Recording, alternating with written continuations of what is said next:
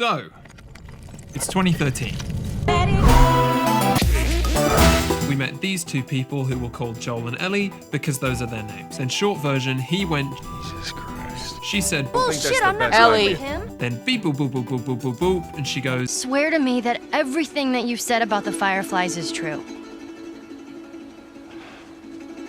and then everyone else went apeshit.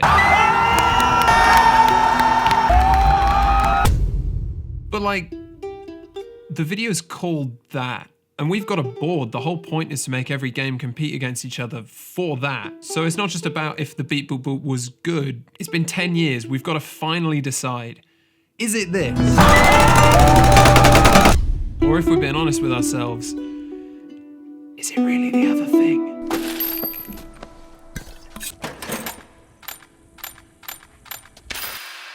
I sell hardcore drugs. Oh, good. You started helping out with the mortgage then. And that baby girl. Uncle Tommy? What was that? Are you okay? Keep driving, Tommy. Keep us safe. Hold on tight. Go! We're almost there. Shit. I know, baby, I know.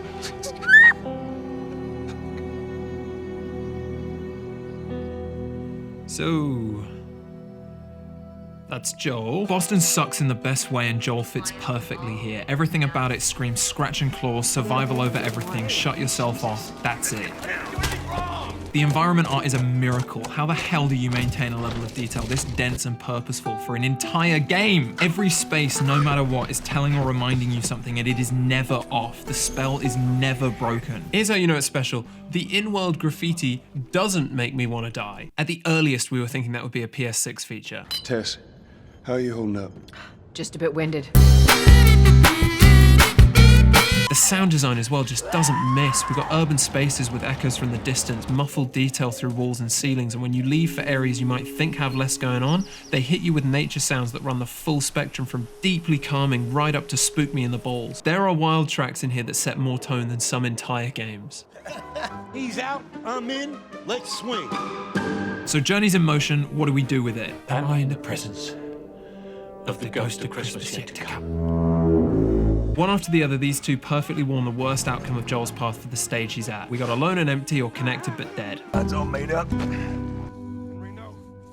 It's amazing writing that hits so many world, plot, and character beats without hitting you over the head with any of them. You feel them, but a scene never stops to explain itself to you. The progression feels so organic and finds a pace that some of the best people are still trying to imitate. It's amazing seeing a game script constantly bounce from A to B to A to B with this much focus and pace.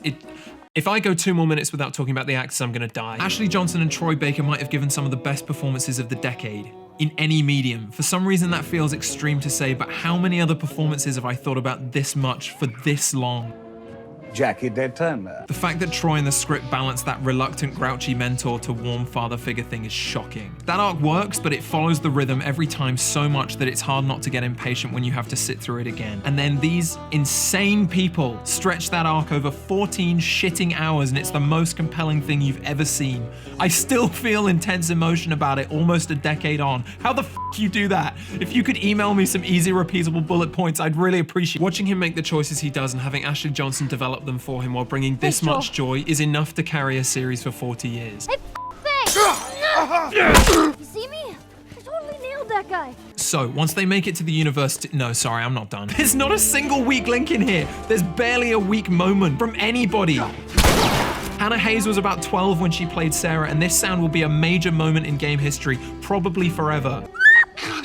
W.L. Brown, Merle Dandridge, Naji Jeter, Nolan North, and may she rest in peace, Annie Wershing. Everyone involved finds something extra to surprise you. It's not just that they give more or go harder, it's how often they tell you more about their character by going quieter or against the grain of what you think their type would do. In directing and performing, that takes serious control and confidence, and to go for that in a game that had to run on a cel-shaded toaster is pretty cool. Well, you know, it's whatever, I'm chill. I just want to make clear that I'm the cool, correct amount of invested in this. And people rarely miss complimenting Naughty Dog animators, but come on!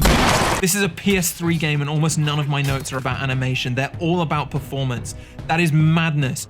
Please watch the raw performance capture clips. Every element is amazing, but look how much is still missing. Especially without face tracking, a lot of what you see isn't exactly what comes through in the final renders. Animators are as much a part of these performances as anyone. Just like the video, all right? You know, how hard is it really? I'm not asking a lot, but I put all this together. We're trying to do it properly. So, you know, just a little bit from your end would be, you know, it'd be something. Then you think maybe you just want to pull your finger out a little bit. Nice, whatever, honestly. Fine. No one needs to be told how good the music is. We all already have it in work playlists, but when I go back, it's the instrument choices that still get me. It feels like there's about as much electronic sound as there is electricity in the world, and hearing Gustavo Santaolalla talk about bringing his experiences of persecution and forced travel to the sound adds a grounded emotion that just fits the place and the journey so beautifully.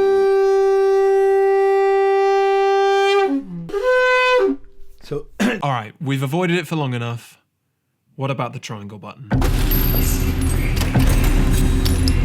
Everything about it is an achievement, but is this not the king of the games that always wished it was a movie? Yeah, it is. As much as you can talk about art and sound and story, all of that you can get in a cinema or on HBO. Ultimately, this is a third-person shooter where you spend most of your time walking, talking, and picking shit up. Whatever supplies you may want or need, I suggest you grab them.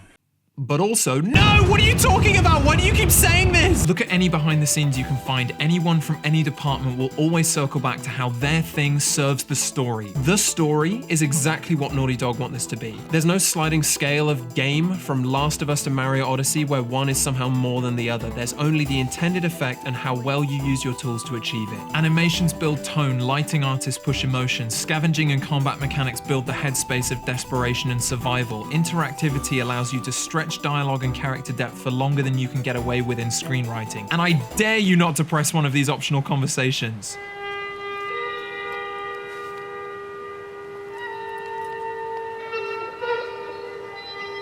Teamwork.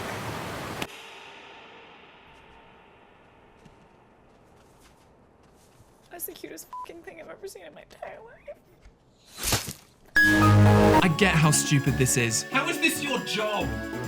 Sorry, that's me. But there's no one correct type of game. Naughty Dog laid down a vision for how they wanted to make one thing, and it feels like they got pretty close. They didn't say everything has to be like this from now on, and they definitely aren't the only talents in town. This is just one amazing example of a game that knew what it wanted and actually managed to get close. That is worth being happy about. well, we could use that ladder.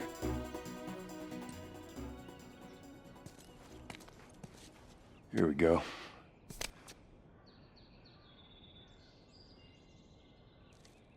Ellie?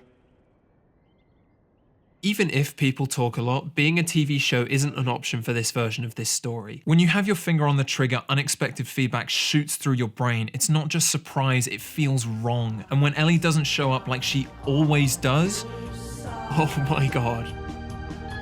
I didn't make a choice here, I didn't discover it, I wasn't rewarded for skill or exploration, but this and a million other brilliant little tricks made me an active part of the moment. Ellie? But also, it's fun. For some people, this just doesn't click, but when it does, it's all there. Gameplay and story don't forget each other. They're both constantly lifting each other up. You can play slow, fast, quiet, loud, and whatever you do will feed back to where the characters are at. If we're talking about how it plays,